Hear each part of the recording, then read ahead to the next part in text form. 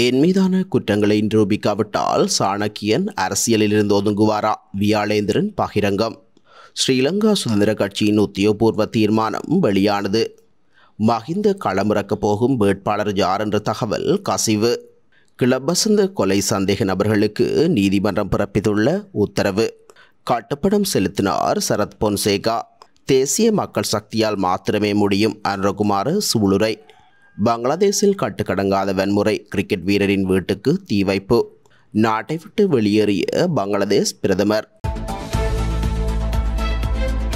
நான் லஞ்சம் வாங்கினேன், கல்லடி கடற்கரையிலிருந்து தப்பியோடினேன் என்பதை நாடாளுமன்ற உறுப்பினர் சாணக்கியன் நிரூபிக்காவிட்டால் அரசியலிலிருந்து ஒதுங்குவாரா என இராஜாங்க அமைச்சர் சதாசிவம் வியாழேந்திரன் கேள்வி எழுப்பியுள்ளார்.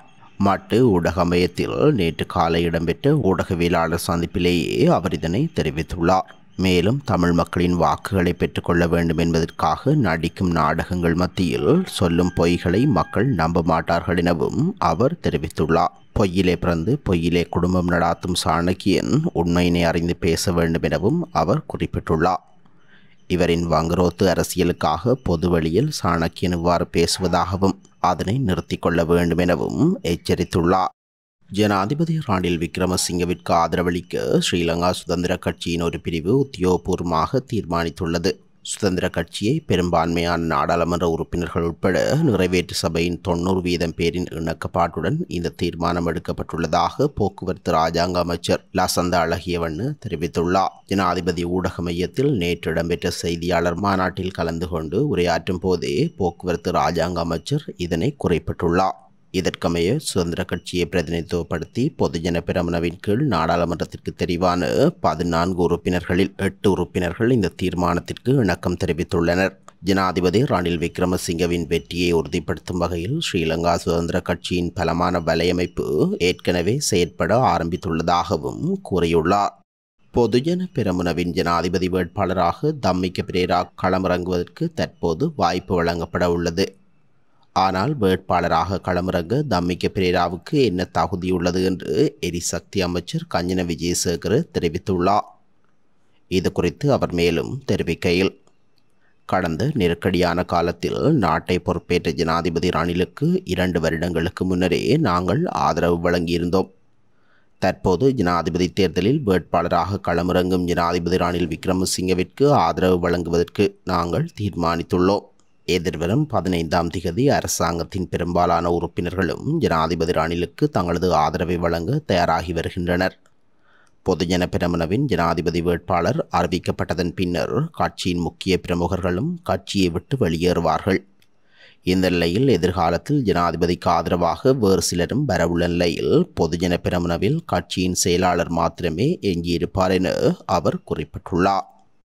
அதிரகிரியவில் அண்மையில் இடம்பெற்ற கிளப் வசந்த கொலை சம்பவத்துடன் தொடர்புடைய பச்சைகுத்தல் நிலைய உரிமையாளர் உட்பட 10 சந்தேக நபர்களையும் எதிர்வரும் 20ஆம் திகதி வரை விளக்கமறியலில் வைக்குமாறு கடுவெல நீதவான் நீதிமன்றம் உத்தரவிட்டுள்ளது.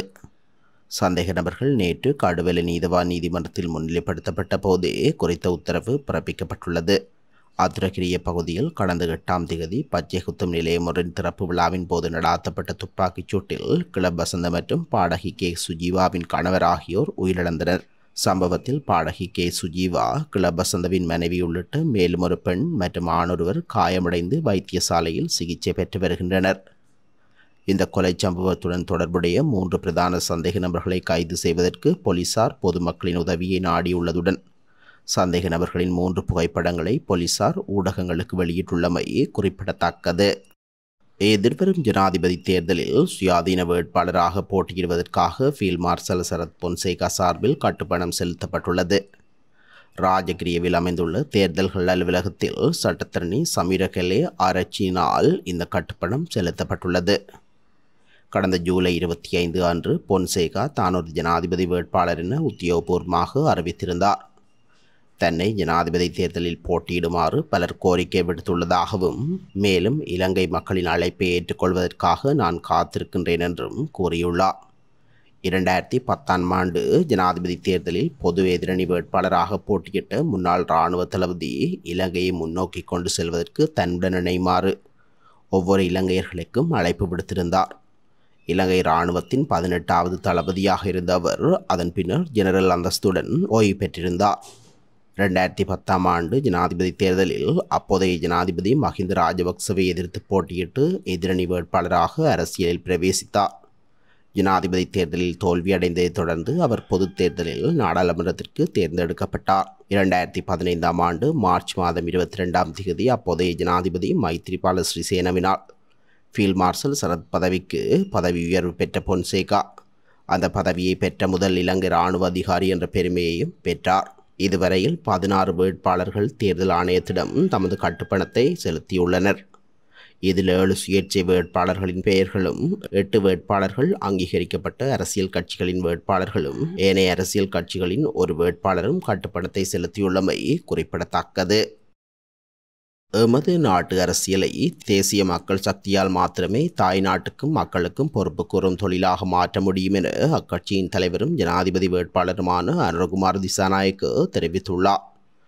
கொழும்பு மாளிகாவத்த டிபி சிறிசேன விளையாட்டரங்கில் இடம்பெற்ற ஓய்வு பெற்ற ஆயுதப்படைகளின் தேசிய மாநாட்டில் கலந்து கொண்டு உரையாற்றும் போதே அவர் இதனை குறிப்பிட்டுள்ளார். இந்த நாட்டில் இடம்பெறும் இவ்வாறான விரும்பத்தகாத அரசியல் நிகழ்வுகள் இதற்கு முன்னர் இடம்பெற்றதில்லை எனவும் மஹிந்த ராஜபக்சவை அப்பா என்று அழைத்தவர்கள் தற்போது ரணில் விக்ரமசிங்கவை அப்பா எனவும் அழைக்கின்றனர் எனவும் அவர் விமர்சித்துள்ளார். ஐக்கிய மக்கள் சக்தியின் தவிசாளர் ஃபீல்ட் மார்ஷல் சரத் பொன்சேகா கட்சியை விட்டு வெளியேறிய போது பொதுஜன பெரமுன கட்சியின் தலைவர் பேராசிரியர் ஜிஎல் பீரிஸும் கட்சிக்குள் ஊடுருவியுள்ளதாகவும் அவர் குறிப்பிட்டுள்ளார். அத்துடன் ரணில் விக்ரமசிங்கவை கைது செய்து சிறையில் அடைக்கும் வரை தூங்க மாட்டேன் என கூறிய மஹிந்தானந்த அழுத்கமகே என்று ரணில் விக்ரமசிங்கவின் மடியில் உறங்குவதாகவும் அனுரகுமார் தெரிவித்துள்ளார். பங்களாதேஷ் பிரதமர் ஷேக் ஹசீனா பதவி விலகிய நிலையில் நேற்று நாட்டை விட்டு வெளியேறியதைத் தொடர்ந்து அங்கு வன்முறை நீடிக்கின்றது. இதில் ஒரு கட்டமாக பங்களாதேஷ் கிரிக்கெட் அணியின் முன்னாள் தலைவர் மாஷ்ரப் பின் மேர்டாசாவின் வீட்டிற்கு போராட்டக்காரர்கள் தீ வைத்துள்ளதாக கூறப்படுகின்றது.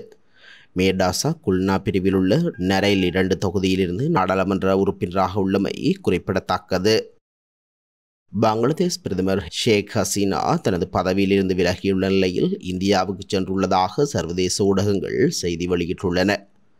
பங்களாதேஷில் மாணவர் போராட்டத்தால் உருவாகியுள்ள அசாதாரண சூழல் காரணமாக அந்த நாட்டு பிரதமர் ஷேக் ஹசீனா தனது பதவியிலிருந்து விலகியுள்ளார். இந்த மாணவர் போராட்டத்தில் 90க்கும் மேற்பட்டோர் உயிரிழந்ததை அடுத்து நிலைமை மேலும் மோசமாகியுள்ளது.